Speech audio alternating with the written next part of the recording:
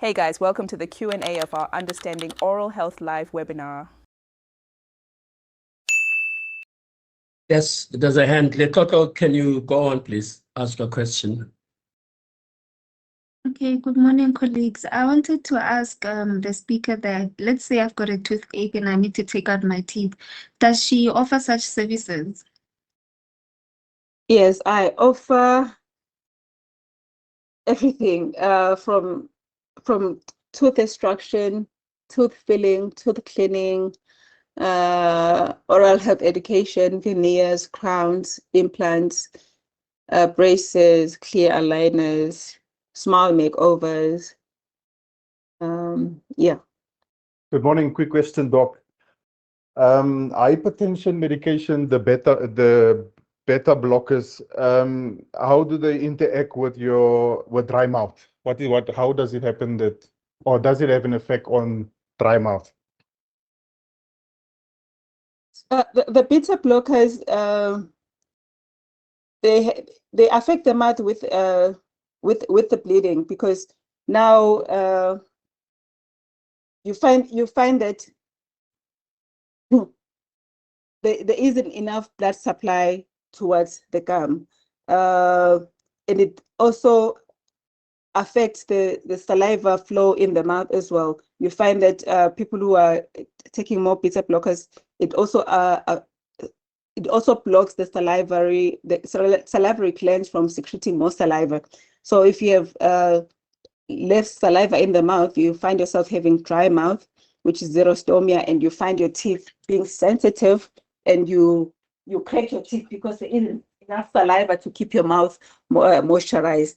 Therefore, you have increased risk of dental caries, because also with less saliva, your taste is also altered, which is the same as having the tongue that is not cleaned properly, and you find yourself having a metallic taste or a bitter taste, and you find yourself putting more salt in your food and more spices just to taste the food because your taste is altered.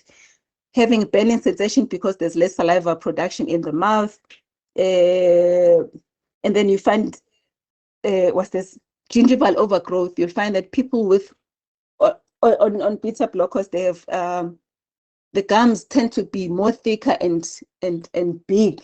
You can see that your gums are just getting thicker. It's like they're gaining muscles. That is the problem of the beta blockers. Thank you, Doc. Just another question, follow-up question Okay. on that. I would like you to speak on shift workers, because it is believed that they are more prone to caries and halitosis and on all those oral, should I say, challenges. Yes, it will be affected because sleep is important. It is an important thing as taking your medication. Sleep is medication itself. If you find yourself you're not well rested and you are not sleeping, the body needs your sleep, especially between 12 and 3 a.m. Your body needs to recover. It needs to resynthesize. That's where the body gets time to cleanse itself. The body tries to repair things that need to be repaired. So now if you find more people having night shift, because they are not sleeping, the body, and they use more energy drinks to stay awake, and the body wants to rest and it's not resting. There's high energy drinks at night, and also the diet, probably because they just want to have anything because they're just hungry at that time. Then they eat food that are not quite nutritious, which are refined carbohydrates. So it will affect their oral health, and if it's affected like that, the gums, if the body is under stress, or you're not sleeping, the gums will be inflamed. It's a response, it's a protective mechanism of the body, the inflammation, because the body is pushing you to rest. So now if you're resting, the body will show. If it's not the swollen feet, it will be the swollen gums. Thank you, Doc. The next question is from Zintle.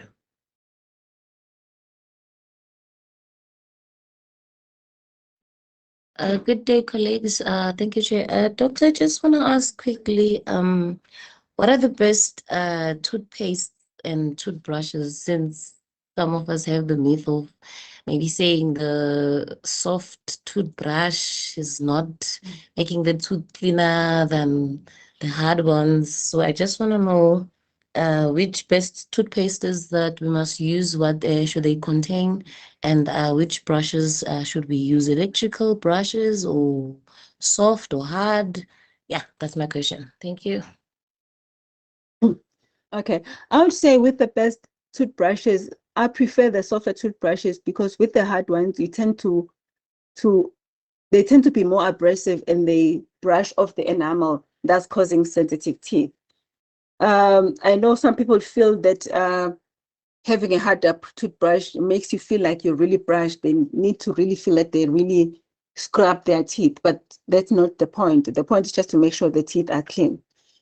With the toothpaste, make sure it's a toothpaste with fluoride or potassium and also zinc as well. Those are the best ingredients for the toothpaste. It's not the brand itself, it's the ingredients. And then I know that some people feel that electric toothbrushes are the best. Initially, electric toothbrushes were designed for disabled people who are not able to move their hands properly and brush their teeth, and it later on became fashion. And with the electric toothbrushes, you cannot brush your teeth the same way as you brush with a manual toothbrush, and hence you find people saying, "I have an electric toothbrush," but they're not brushing properly because the technique is completely different. I do have a video on my YouTube channel where I show the different types of electric toothbrushes and how to use them, because you do not brush your teeth the same way with the electric toothbrush as with your manual brush.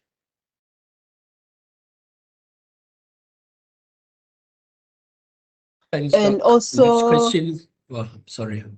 you'll find that with the brushing towards the back of the mouth, it's quite difficult to clean.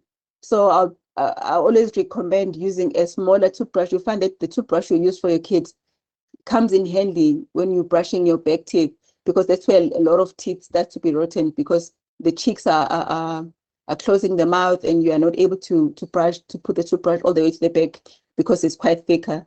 You'll find that the smaller head toothbrush is able to maneuver best in those areas. Morning. Is it advisable to use chewing gum from time to time to keep your breath fresh? And because we are told that for the germs to not to remain in the mouth, it's also better to have chewing gum from time to time. It is better. Obviously, the chewing gum must have xylitol and must be sugar free, basically, because if it's got sugar, I mean, it's more like you're eating a chewable sweet, which will stick in your mouth. So I'd advise the chewing gums, especially if you find yourself with a dry mouth, because it helps to increase the saliva flow. Because your brain, immediately you are chewing, your brain sends the signals to your salivary glands that, hey, this person is chewing, increase saliva flow. And then you increase your saliva flow, and then the mouth is lubricated. It also freshens the mouth as well. But it's not okay to use the chewing gum to avoid brushing your teeth. It is not an alternative. It just helps here and there. Let's say you're in between meetings like now, and you feel like your breath needs some touch-ups. Chewing gums for like 5 minutes is enough. You don't have to chew it until it's white and it doesn't have flavor. Just chew it for that time, cleanse your mouth, feel the saliva flow in your mouth and the fresh breath, and then you take it out. This is where we are situated in Toothaches Park. You can scan the QR code, or you can take a screenshot of the business card. You can scan the QR code to go straight to our booking platform to book your appointment. And I do a lot of educational videos if you need to learn more, or you feel like there are things that I just brushed through, obviously, to be able to integrate a number of things in one presentation. please follow us on our social media platforms. But more than anything, I think please the YouTube is better because all the videos are there and they're in sequence and in alignment, other than the other platforms. So you can go directly there, or you can scan the QR code and then subscribe to our YouTube channel, and yeah, we have more educational stuff there.